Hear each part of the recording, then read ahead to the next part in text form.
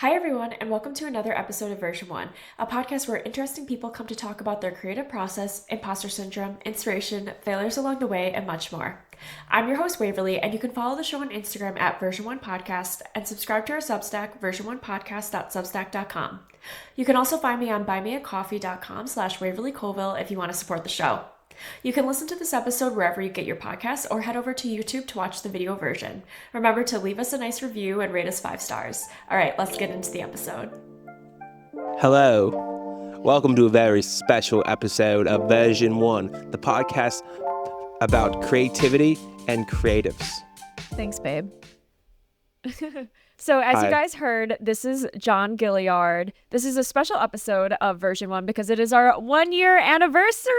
Hey. Woo! We made it to a year. I'm so proud of you. Oh, thank you. This is John. He is from episode 1. He was our very first guest, so I'm bringing him back to interview me and just talk about the first anniversary of the show. If you're watching the YouTube version, you can see we have a pile of dogs on us because we're currently living in a house with 4 dogs, so you'll get to see them. You've heard them in the background of like every episode, so. But yeah. I'd like to start off by saying I'm so proud of Waverly Colville. A little bit over a year ago, we were probably walking the dogs, and she told me about her idea for a podcast, and she was all self-conscious about it. And she's like, do you think anyone would listen? Here you are, listening. Thank you all for listening and watching and supporting. I feel really lucky that I've gotten to get to know so many really cool, interesting people. I feel like it's unlocked a world of people that I would have never had any other reason to interact with. So it's been a really cool journey. And yeah, I just feel really fortunate. I've got to learn so many things, meet so many people. I've made friends through the show, which is really cool. So, How many guests have you had so far? oh, well, it's been a year. So I guess 52? 52 guests. I Wow. guess, something like that. Yeah. That's incredible.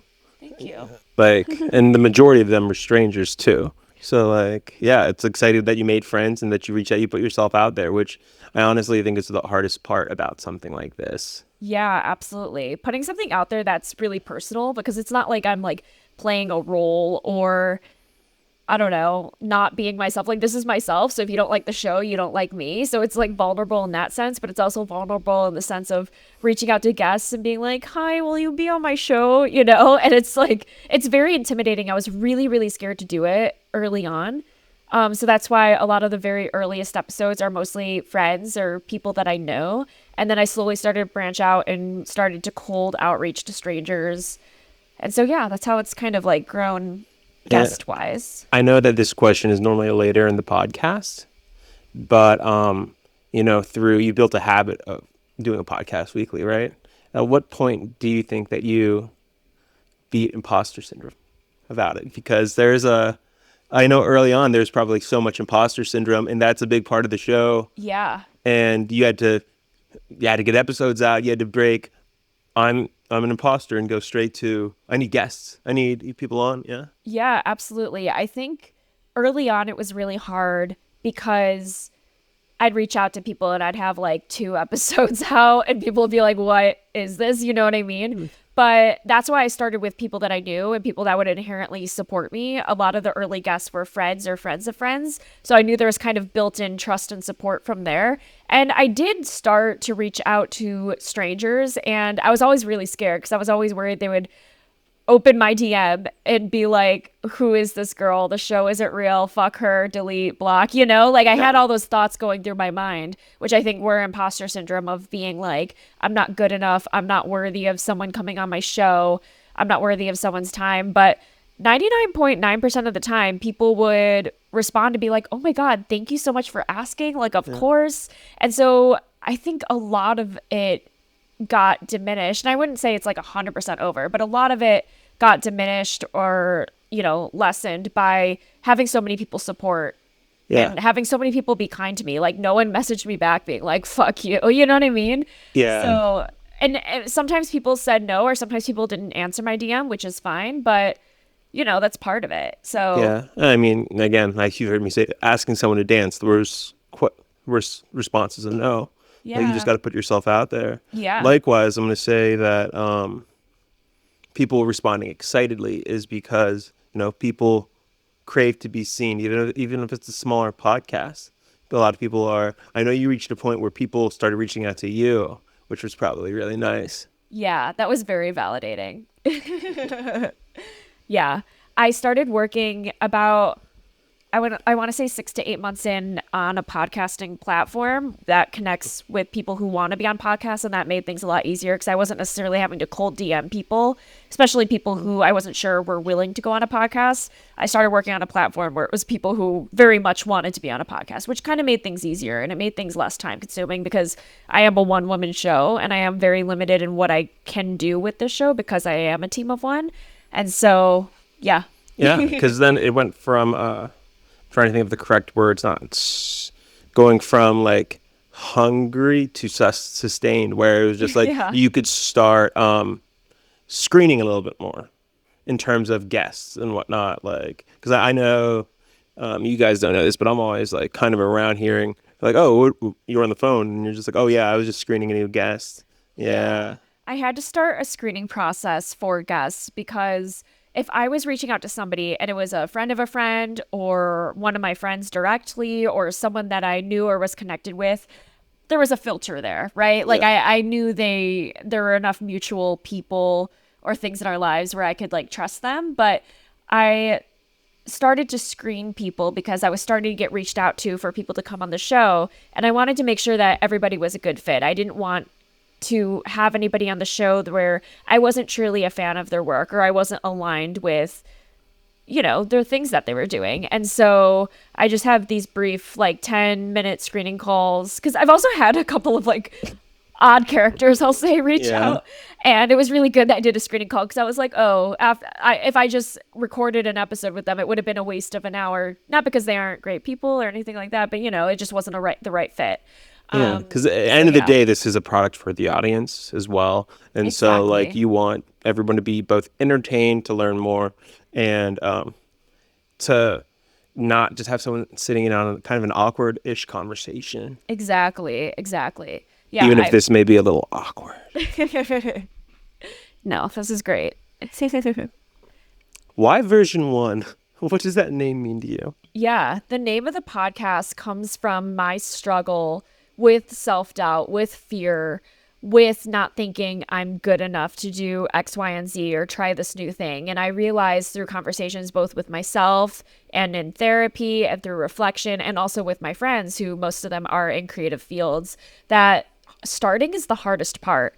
And the first version of something is always generally the worst version. And it's always the version where our fears, I think, are the loudest.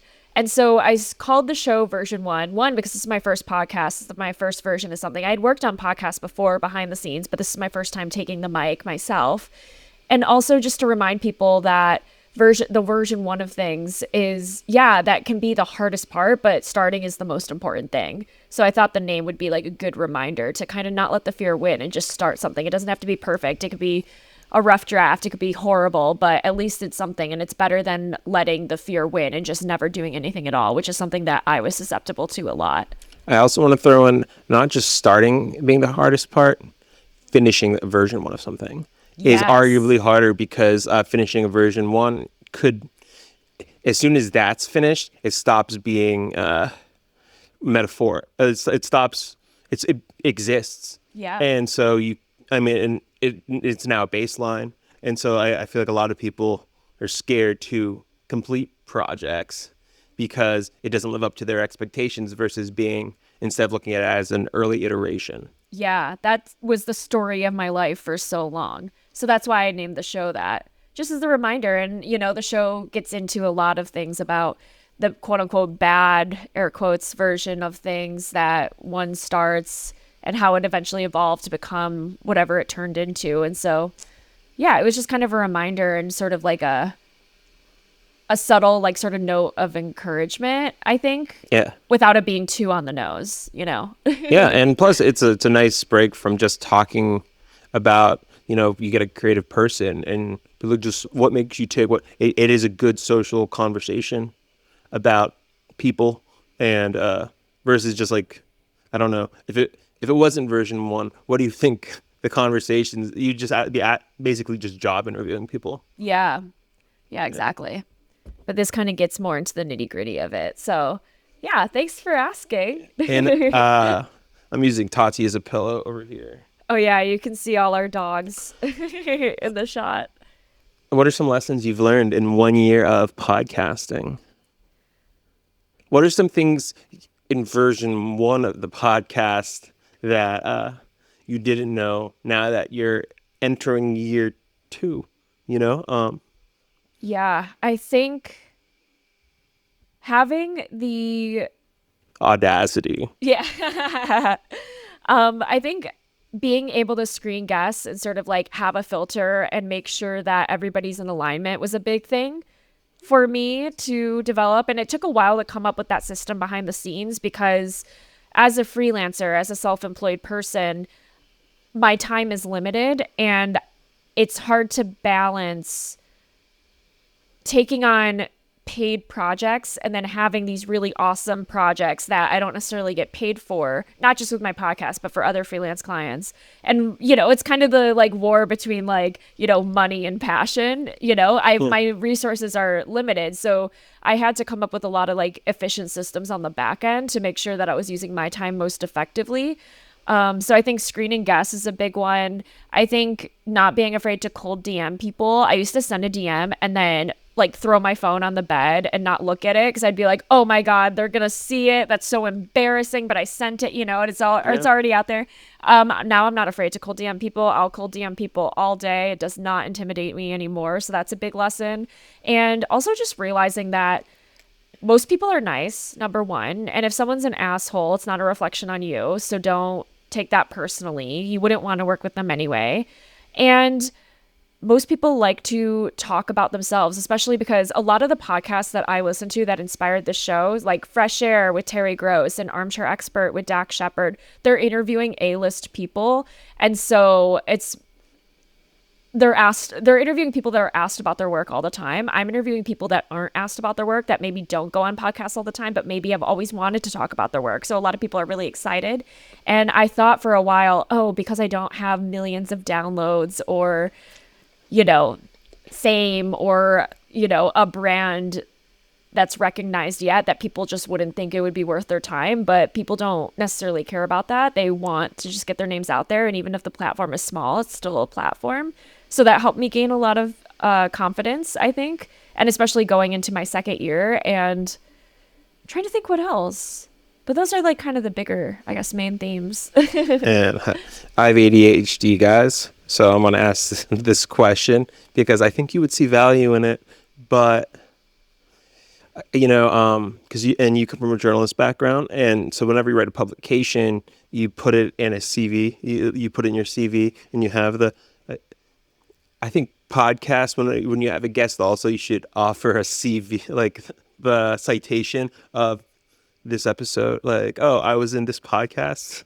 You know what I'm saying? Because people, I think now podcasting is a thing you can say on an interview, right? Just like, I was on version 1 podcast. Yeah. I was on Armchair Expert with Dak Shepard. People can just say that. I don't know what I would offer them. I'd be like, here's a link to the episode to prove you're on. I've been applying to a lot of jobs lately, and I'm constantly just thinking about CVs. I apologize. All right, we can move on to some more fun questions. Like, what do you think year 2 of version 1 is looking like? Yeah, I mean, I hope to just stay consistent and grow the show. I'm trying to figure out ways in which I can monetize the show too, because I've, through the show, met so many great people and I've gotten to work with some of those people. But to be transparent, I don't really make money from this show, but I spend a lot of time on it. And I would like for it to lead to some income. Oh, there the dogs go barking. A sound that listeners are very familiar with. Now that it's just us. Now that it's just us, let's scooch closer. We're dating, if anyone didn't know that. Also, listeners to today's episode, sorry about the barks. If you go to the Trickiest Pony store on Etsy, you can get 20% off using promo code version 1. Oh, thank you. You're welcome. Thank you. But yeah, I would love to monetize the show. I'm trying to look at affiliate marketing partnerships. Like I think Skillshare would be super in line with creativity in the brand. I'm trying to think of others, but yeah, I'm trying to figure out how to grow the show that way. I hope to, of course, keep bringing on interesting guests. I want to bring on people that kind of stretch the definition of creativity, like people that do work that you wouldn't think of. Like I've interviewed plenty of an amazing photographers or artists or, you know, in the more traditional sense that are commonly associated with the word creativity. But I want to interview people where you're like, wait, what do they even get into on that episode? Like, I didn't think of that as creative, you know? So, but I don't really know what that means in practice. Like, I don't have a specific like job title or like thing in mind. It's more just like, you know, thinking about, I don't know, in the abstract sense. And I also want to do more community building because right now I feel like the show is very much a one-way conversation where people listen to the show, they hear my voice, but I don't hear from listeners as much. So I'm trying to think of different ways to, I don't know, connect with the audience more. And I was thinking of doing that through Substack, writing about, you know, creative living and things like that. But And if you have any suggestions, feel free to reach out too. yeah, absolutely. So I don't know. I have to sit down and reflect. But those are some general sort of abstract thoughts, I guess. Oh, and those are great. I mean, like, again, this is still the V1 of those ideas. Wink. You guys get it? Like version 1? Yeah.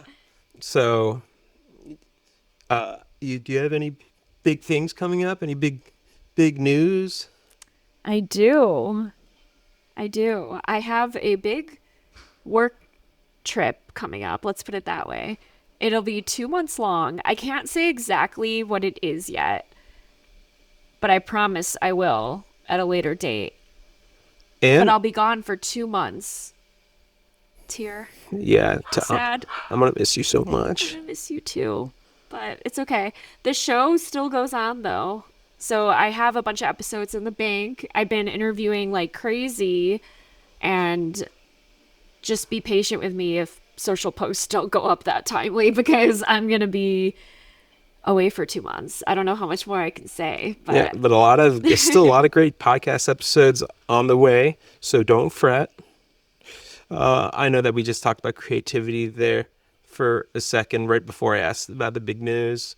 I do think like other things that people don't see as creative, again, and I mean, I don't count life coaching, but just kidding. But I do, and I've been watching a lot of hockey TV, but sports coaching, just like leadership in general, is a creative practice of, creativity being figuring out how to get people to be a team, or like leadership is like a weird one that I sometimes think of like, no, that's creativity.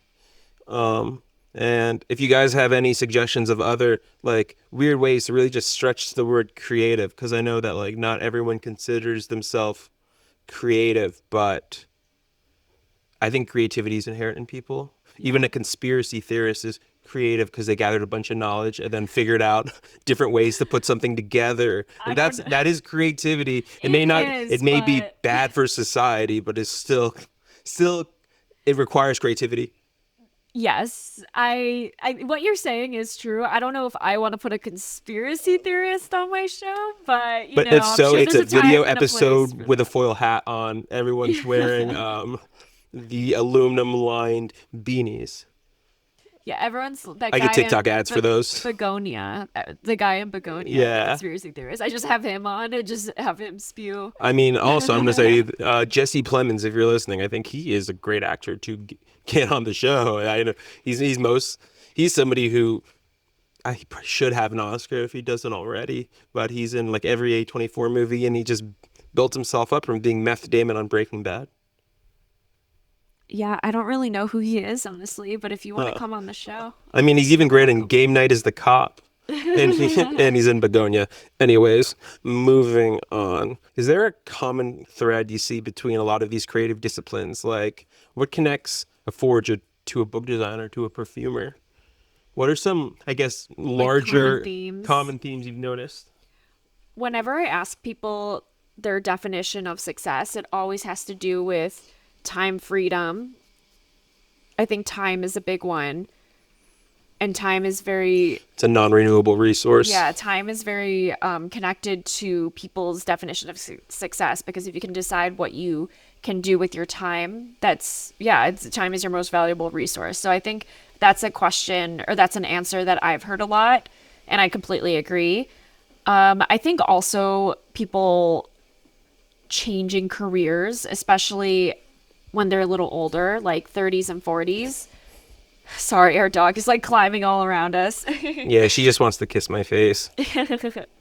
But I think changing careers is a big one. I think that a lot of people have followed one standard path that they thought they were supposed to follow because of school or their parents or just society as a whole. And then they get into, the workforce, they get into their 20s or even their 30s, and they realize, wait a second, I've been feeling out of alignment for so long and I can't take that feeling anymore. I have to risk it all.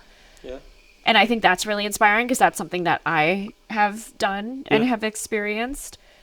So I think that the lesson there is it's never too late. If you feel like you're living out of alignment, fuck what anybody thinks. Go for it, If not you, who? If not you, who? Exactly. So I think those are two really large themes that I find a lot of inspiration and alignment with whenever people give me those types of answers. Yeah, no, sorry, Sati's on my question thing, and she's really just... Our dog is... She just loves me, wants attention. Loves us so much. And I guess, how do you define creativity? Oh my God, I ask people that, and now that I'm asked that, I'm like, wow. Yeah, I mean, you asked me that on the first episode. Everybody go back, listen, great episode. I think creativity is a conglomerate of experience that you put together in a way that only you can to create something new. And by experience, I mean both your like literal experience, like your life experience that influence how you see things, but also things that you see, people in your life, songs you listen to, films you've seen, art that you've looked at, all sorts of things. I think everybody brings a unique perspective, and I think that you don't need to like invent something out of thin air to be creative. I think that everybody's identities and experiences shape their view of the world, and how they put those things together in their unique way to create whatever they do is creativity. Yeah, because I think, it's a shared experience that's unique to the individual. Yeah, that was really well said. Yeah, because end of the day, what makes someone creative is just, it's how it's self-expression. And yeah, I think when something's creative, the creator is perceived. Yeah, exactly. Sorry, this dog is just in my face. This is our dog, Tatiana. She's in the background of every episode barking. How do you create a space where people feel safe being vulnerable about things like imposter syndrome and self-doubt? I think I create the space, one, by just being myself. I think I'm a very open person, and I think I have a generally warm vibe. And also, I put right in the description of the podcast episodes, what the show is about. And so I think that if people didn't want to share any of that, they wouldn't reach out to me. Or if I reach out to them, I don't think, I make sure that the expectation is there, that they know what we're going to get into. But I also think that with my journalism background, and also through going through so much therapy in my early 20s, I've developed strong emotional intelligence and communication skills that help make people comfortable, or I like to think that I have, And so I think it's just being a warm vibe, Yeah. I also am not afraid to share things that if I can relate to the guest in some way, to help them open up, I try to, just to make sure that they know I'm coming from a place of understanding. Like, for example, we had a woman on who started a magazine about grief, and I shared that I lost my grandma and my dad in the same year, along with like some more distant aunts and uncles. And so we shared about grief, and then she opened up about the death of members of her family. I talked about being adopted from China in an episode.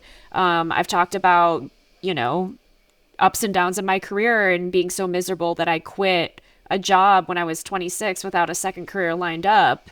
Or I talked about a miserable experience with another employer that made my life a living hell, So I've talked a lot about tough experiences too, that I think hopefully people can relate to, and hopefully make people feel more comfortable opening up about theirs. And through line through those experiences are it ends with you gathering up the nerve, right? It's built, like, I mean, the question was the confidence there, but then you gave examples of you going through hardship and building confidence. Yeah, exactly. And because then I had a question that connected to that. When you're interviewing someone who's pretty accomplished, does that ever trigger imposter syndrome for you, where I'm like, who am I to be asking these questions? Yeah, absolutely. 100%, especially early on. Like, one example that I can think of a person that made me really nervous was interviewing Jin Cho, who was Bobby Flay's bartender. And she was one of the earliest episodes, and she was one of the first people I cold DM'd. I had like a small connection with her, but I was so scared to DM her because I was like, oh my God, she's on TV. She's Bobby Flay's bartender. Like, I'm a peasant. She is so You have 2 busy. Emmys. Okay. You have 2 HBO Emmys. But I was like, oh my gosh. Premium cable Emmys. Thank you. But she was so accomplished, and I was like, and she's on TV, and I just was like, I have no business DMing her. But I did kind of have a warm lead to her, but she was a person that I was like, oh my gosh, like, there's no way she's going to answer this DM. But she answered. She came on the show. She was one of the first people, which is so generous. And she was so kind and generous and amazing. And so she put a lot of really great wind in my sails in terms of overcoming my imposter syndrome, because I was like, wow, that's amazing that she is willing to take time out of her busy schedule of being on Bobby Flay's TV show to talk to me. But yeah, I do get intimidated by people for sure. It doesn't really happen as much now, but it's definitely happened. And she's not the only one. There's been plenty of people that I've been intimidated by. And I guess let's go in depth more, a little more macro. Why is it important to you to share these creative endeavors, to share the stories of these people? Because I think that I oftentimes, when I don't see all the work or the struggle behind the scenes, but I admire someone's work, I put them on a pedestal. Like, oh, they wake up every day and they do everything perfectly, and I'm just like, oh my God, they're so great. Like, obviously they've, like, you know what I mean? Like, I would just kind of like idolize people in a sense. And so that was another sort of thesis of this show behind the scenes as I was developing it, was to show the good and the bad parts behind the scenes, show how much work goes into things, show how someone's work has changed or evolved. And in the beginning, they didn't know where it would end up, and sort of that messy journey, or showing that they still, regardless of how accomplished they are, experience self-doubt or experience imposter syndrome or experience setbacks and challenges and failure. And so that's why I think these conversations are important to have, because it stopped me for so long from doing things thinking that other people who are more accomplished just have it perfect. So in 3 sentences max, what would you like the audience to take away while listening to version 1, or even just this episode? Let's go with version 1, this episode. In 3 sentences max? I was going to say 1 sentence, but then the 1 sentence would be like, believe in yourself. I would like the audience to leave this show after listening to an episode to feel inspired and empowered and not afraid to change careers, to do things badly, especially when they're first starting out, and to embrace the struggle and the messiness behind it and not let those stop them, because I've let it stop me for so long. Yeah, and I think another way to say that is let them know that they're not alone in these struggles. And no matter what someone's fancy job title is, or what awards that they've won, or where they've been published or seen, or this or that, like, like nobody knows what the fuck they're doing. Like I've never interviewed someone that's like, yep, 100% know exactly what I'm doing. You know, like of course you gain knowledge and experience and have more confidence, but I'm talking in the grand scheme of life, you know, like very few people really have it all figured out. I do feel like when somebody talks in a way where they're like, I know what I'm doing, and is fully like 100% committed to I know what I'm doing kind of thing, they're trying to sell you something. Because Or they're yeah, masking they're using overcompensating. overconfidence. Yeah. Yeah, to like mask something really dark or deep or hidden. Yeah. And it makes me not trust them. Like, I think if you're honest about your vulnerabilities and your mistakes, it makes you a lot more trustworthy. And that's what makes the podcast great. It is a place where guests get to be a little bit vulnerable in their struggles and their hardships, and get to share that dreams do come true, but that you have to work, and that not everything's linear, you know. Yeah. Because I do feel like we, as a society right now, we're going to the current generation they don't believe in the straight path anymore. While Which I think is a good thing. but we grew up in a way where you are kind of told constantly that there's only one path to success, Yeah. and if you stray from that, it's going to be hard. I was raised like that for sure. And it takes a lot of unlearning to really unpack that and not be constrained for the rest of your life by that very like thin definition of success. Yeah, because I was like, I guess deprogramming is the other word for unlearning there. But either way, they're both, even though they're like antonyms, they're also synonyms for growth. Yeah. Absolutely. I love that. And sorry, guys. What's been your biggest setback in the podcast, and what did you learn from it? I think the biggest setback has been, I wouldn't say, I don't know if I've had like a major setback. I've more had challenges. Because I'm going And to say ghosting or something like that is a minor setback. Yeah, when guests ghost, that's annoying, but that's very recoverable. That's not a macro problem. Yeah, it's just like, okay, whatever. Like, I think in the beginning, I used to chase people down more. Now, if they ghost me, I'm like, you know what, if they're not making the time to respond to me, or if there's a scheduled call and they don't show up, I'm not going to beg them to be on my show. It just means like, that I'm not a priority, which is fine. Yeah. But at the same time, I need to respect my time. Yeah. You know? And there's a queue. You have an audience. Oh, look, Saraz, our other dog is just staring at us, but she doesn't have the confidence to jump on the couch by herself. Let's get her. Come on. Yeah. I would say the challenge of just being consistent is really hard, especially when I'm not making money from this, and it's hard to come up with hours in the day and feeling guilty when, oh, I should be working on a project for a client that is paying me money, but why should I invest my time in something that isn't making me money other than this is a passion, and I love doing it. So I think the challenge of like sort of balancing between paid work and unpaid work can be difficult because I'm self-employed. It's not like I have a consistent paycheck coming every 2 weeks. So that's a big challenge. And yeah, just consistency. Like if I have a really busy week and being like, oh, like I have an episode that's supposed to come out on Tuesday, but I don't feel like editing. I'm so tired. And being like, well, you know what? Like I'm not armchair expert that has tens of millions of downloads every episode. You know, how many people are going to care? But then I'm like, no, the people that do care, even if it is only a couple dozen people, like I need to show up for them. So consistency is important. Being consistent has been a challenge. But other than that, it's been great. You've interviewed like 52 people now. Probably close to that, yeah. Which interviews, like what, and you can just say quotes, you don't have to say people specifically. What are some things that people have said that have really stuck with you?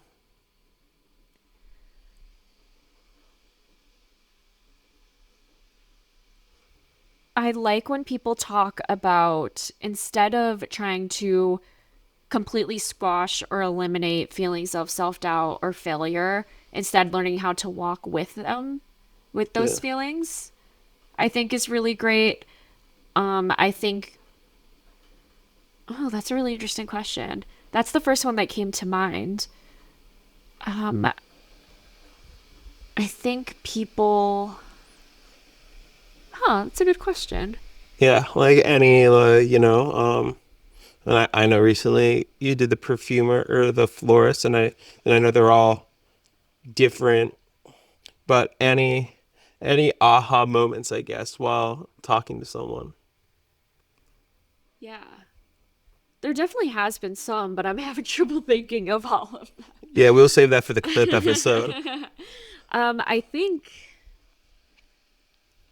yeah, I think just learning how to walk with your self-doubt or your failures and not thinking of experiences as failures, but thinking of them as learning experiences or something that maybe that particular thing didn't work out, but it led to something else. So it was just part of the process. I think the reframe is super important. Yeah. So I think those are really big and good lessons that I need to remind myself of sometimes because it's so hard to get caught up or not to get caught up in the nitty gritty, you know? Yeah, the way I think about that kind of thing is me and my demons walk as equals, but I also don't care what they think. You know, like yeah, you could be hard on yourself, but also you know that like that's not you. Yeah, exactly. That's just your doubts. All right. Do you stay in touch with your guests after interviews? Some of them. Yeah, you've been like living with your first episode guests for a while. Yeah, my first episode guest and I are quite in touch. Yeah. Wink. Yeah, I felt like you moved with them 3 years before, so you could ask him to be your first guest.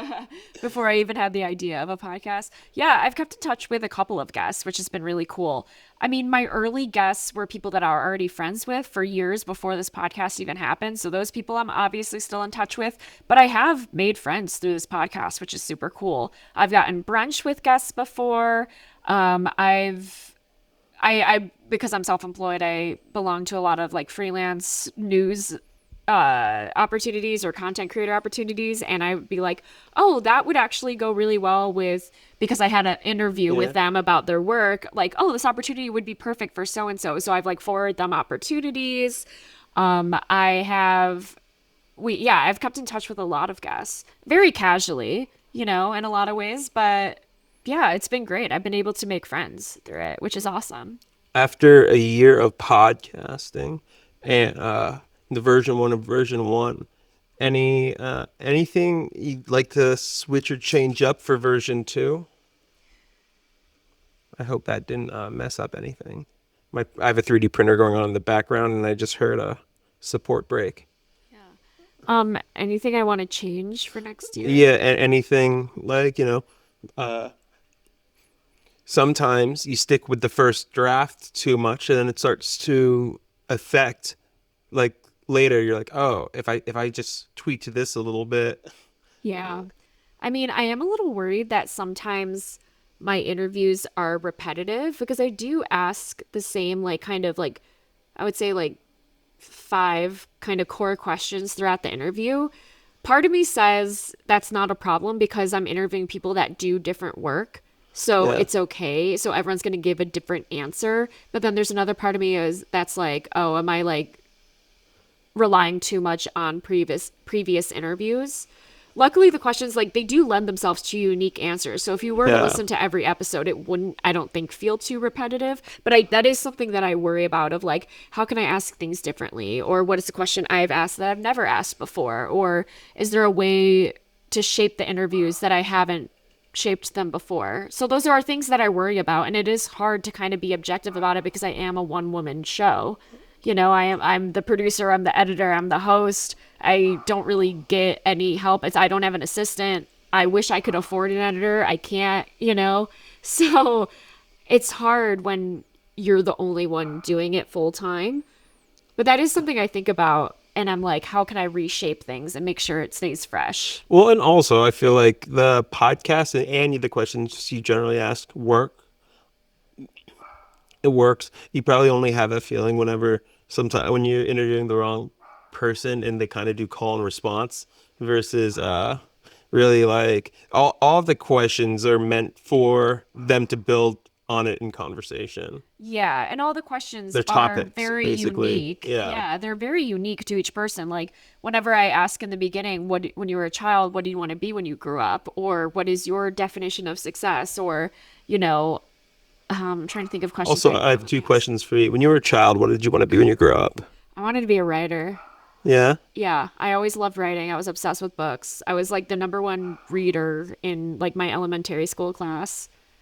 Yeah. Yeah, and I I actually heard you wrote at a high school level in fifth grade from your fifth grade teacher. my fifth grade teacher did say that. But yeah, I wanted to be a writer.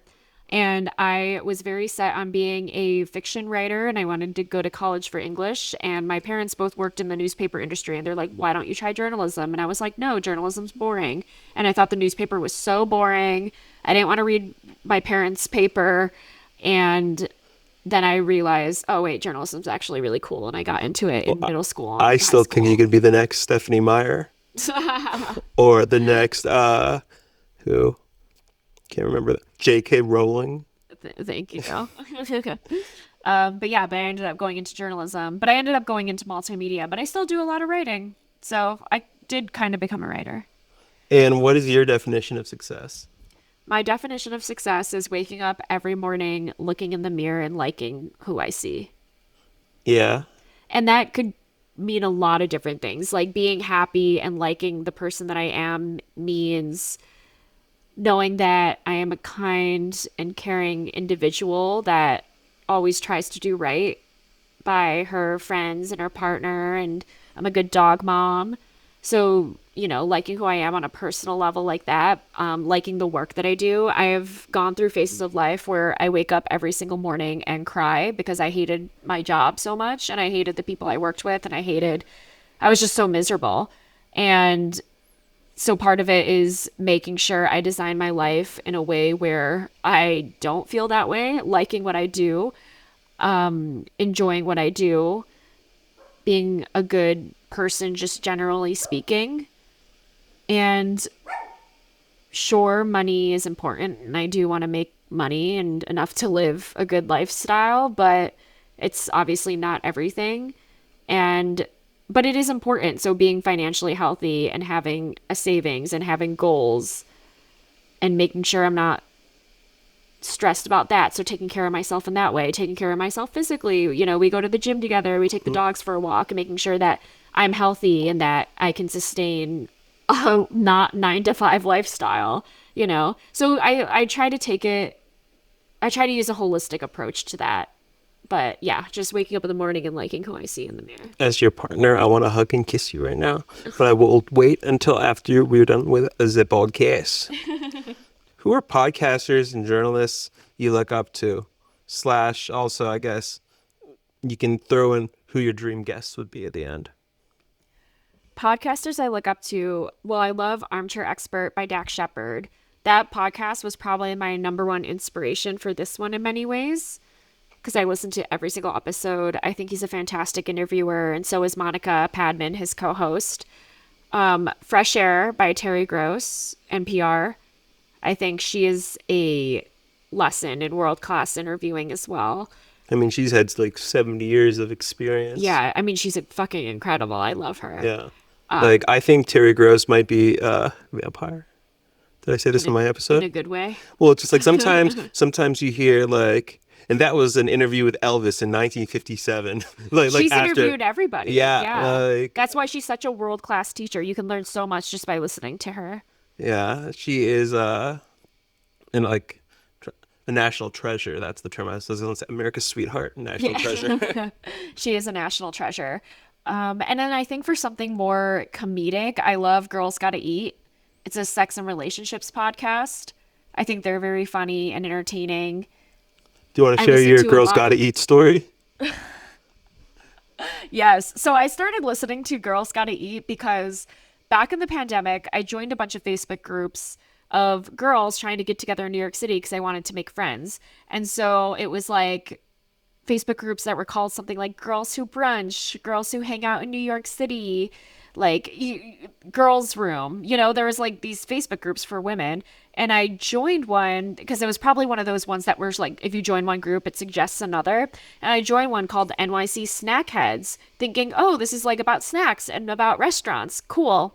So one day in that Facebook group, somebody posted, hey, like, and this was coming out of the pandemic, so everyone was trying to get out there and just experience normal life again. Someone had posted in the Facebook group and said, hey, does anyone want to get brunch this Saturday or whatever?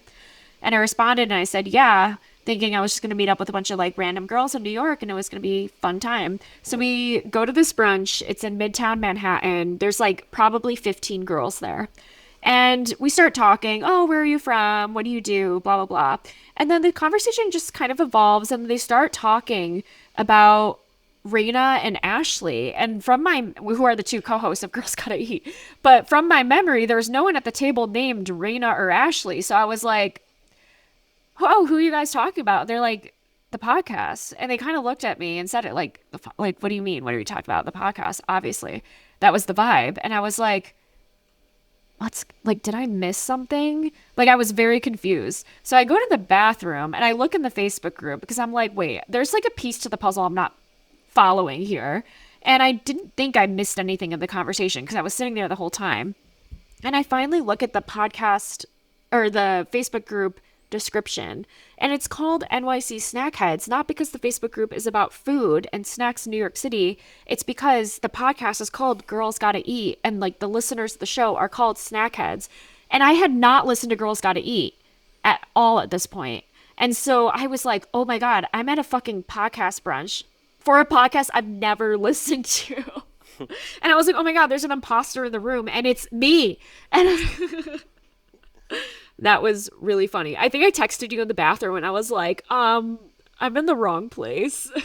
The girls were super nice though, so it was fine. And I kind of just like pretended like I listened. I think for the rest of the conversation, I kind of was just like, oh yeah, and I didn't really like contribute, but that was funny. And then I started listening to the podcast after that and I was like, oh, this is hilarious. So now would you say you are a snack head? I guess I'm a snack head. I think you're a full snack. Oh, thanks. If you could go back to one moment before you started version 1 and tell yourself something, what would that be?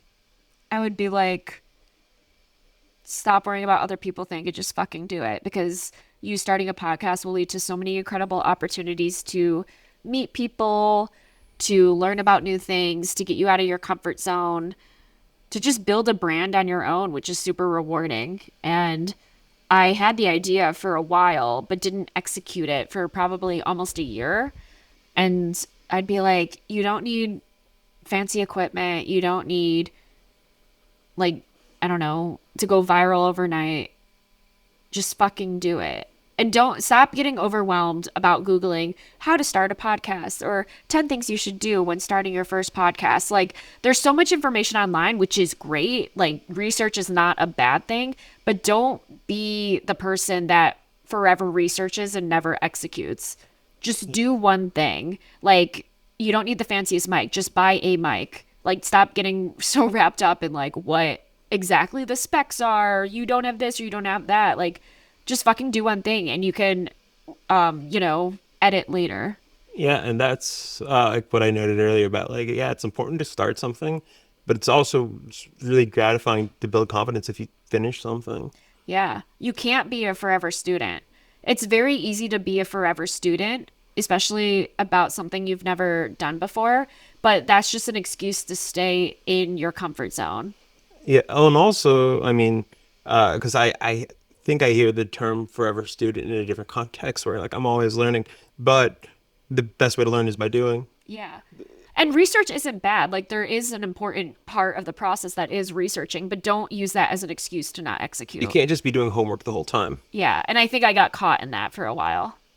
And but again, you build momentum by doing. Yeah, exactly. And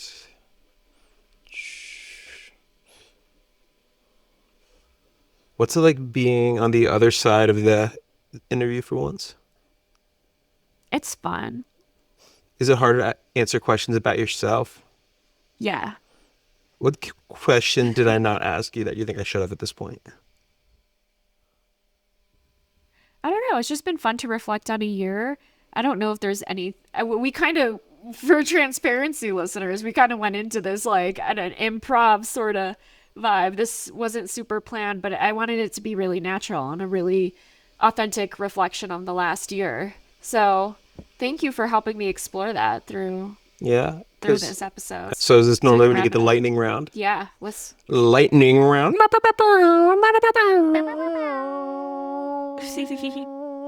Lightning round. What is something you've tried lately? Wow, I ask these questions every single episode, and then when I'm asked them, I'm like, I have no fucking clue. I have a lot more empathy for my guests now. When I put them on the spot, I'm like, oh, I'm sorry. I think something new that I've tried lately. What is something new I've tried lately? I cannot answer the. You have the answer, then I can list some things. Something new I've tried lately, and it's going to be kind of a cryptic answer, is this 2-month work trip I have coming up. Yeah. And I know that's like such a cop-out answer because I'm not sharing exact details yet, but I've been preparing a lot for it. I had to buy a lot of things for it. I had to read a lot to prepare to go into this 2-month work trip. And so I think learning about a completely new experience, something I've never done before, something that's gonna be a big shift in my life, at least for the next 2 months, I think is very exciting, very scary. And I know that's a cop-out answer because I'm not giving details quite yet, but that's something new I've tried lately. I would also throw in, we've been going to the gym, and I've been weightlifting. and you've been learning how muscles work. I've been weightlifting. And she that's used to true. go to the gym, and just right after she would tell me I did, and this is only for the people on the for the YouTube version. She'd be like, I did this one, and I did this one, and I did. And, I just would do like motions of what I did. But like you had been like learning Learning the words. learning the words, the body parts. I used to think anything that had your arms in it was arms. So like Yeah. bench press was arms. That's true. Anything that where my arms moved, I just thought was arms. And John would be like, no, that's chest. That's back. Yeah. That's shoulders. And I didn't know. But I'm starting to learn. Cause yeah, and you've been like bench pressing. You've been doing like whenever whenever we're not lifting together, you know what you're doing more than prior. Cause prior you needed me to teach you a bunch, and Yeah. yeah. And I, a couple weeks ago, could barely bench press just the bar. Like I really struggled to get to 10 reps. Yeah. That's 45 with pounds. No weight on it. But the other week, I added little 5s on each side. That's 55 pounds. And that is a huge accomplishment for me because for weeks I could only do the bar. Yeah. And I'm proud I've of never you. added weight before. So And then now. I was very accomplished. It does look silly. Sometimes I feel self-conscious because, you see these big men with these 45-pound weights on each side, and I literally have the very tiny 5-pound weights, but that's a lot for me. And everyone's just there trying to better themselves. If people are angry, that's less about you than them. True. All right. True. Next question of the lightning round. Do you have a lesson or message you want to share with the listeners? Yes, 2 mottos I always go back to that you may have heard in other episodes are just do one thing. And we talked about that earlier with, not getting stuck in analysis paralysis or forever studenting. So just do one thing. If you're overwhelmed, send one email, buy one thing or make one list, whatever it is. And don't get overwhelmed if you feel like you have a million things to do. So just do one thing is one of my favorite mottos. My second favorite motto is don't be the one to tell yourself no. So if you're wondering, oh, should I apply for that thing or should I do this or should I do that? Like never be the person to tell yourself no. Don't self-eliminate before you've even given yourself a chance. So yeah, those are my 2 favorite mottos. Nice. And I agree about against it. It's very easy to be anxious whenever there's something tall in front of you, but you gotta break it down into sizable chunks. Like, how do you eat 100 hot dogs, one bite at a time? Yeah. That's Joey Chestnut did not say that, or Kobayashi, but I was going to misattribute that to. I just made that up right there, guys. But what is one thing you wish you knew when you were starting out? I wish I knew when I was first starting out this podcast, I wish I knew that I would make so many wonderful friends and connections and opportunities through this show. And you don't need millions of downloads to get these opportunities or to meet these fantastic people. You just need to have a platform, regardless of size. Like, for example, this show, when it was, I want to say 7 or 8 months old, I got invited and got to do a creative residency in Aruba. And that was my Aruba series in the fall. And like I said earlier, the show is not monetized. I do not make money from this, but I was able to go to Aruba and work with a hotel and feature really cool creative people on the island. And that's just one of the incredible opportunities I've gotten through this show. And I thought, when I started the show, I was like, nothing's going to happen for me unless I get 10,000 downloads an episode. And that's when everything starts. But no, that's not true. I don't get anywhere near 10,000 downloads per episode. And I've gotten so many cool opportunities through this show. So I wish I knew that, because I think that would have put wind in my sails and given me confidence. Not that these opportunities are everything. Like, I'm very grateful for them, but that's not a reason to do something necessarily. But I wish I knew that in the beginning, because I think it just would have helped me and would have encouraged me. Yeah, because the podcast is, and I think that the phrasing you said was, you need a platform, you need a vehicle. This was a vehicle. You just need a vehicle to get you noticed and to get the stories you want told. I think I said in my episode, but the Wright brothers came from a tradition of nobody being able to fly, and they built a plane, and they flew for like 100 feet, but they then invented the airplane. Yeah, absolutely. Where can people find you, support your work, plug your website, socials, and anything else? You can follow me on Instagram at Waves Colville. This podcast's Instagram is at version1 podcast, and the 1 is a numeral. It's not spelled out. And you can support the show by going to buymeacoffee.com/Waverly Colville, and you can buy me a coffee. It's only, I think, like $3 or $5, but that would be a really, really kind thing to do. And John, what are your socials and website and everything? Hi. You can find me at, if you're an employer, linkedin.com/John Guilyard. You can find me on Instagram at my name is Gilly, or at Trickiest Pony, all one word for both of those, and johnguilyard.com or trickiestpony.com. They're the same website. Great. Thank you so much for listening, everybody. Happy 1 year. Happy 1 year. To many more years. Thank you so much for listening to the show, for sticking around, and just for this incredible opportunity to be able to make this cool show and to connect with so many awesome people like yourself who is listening. Thanks for being a guest on my podcast. All right. Well, thank you, everybody. Bye. Bye.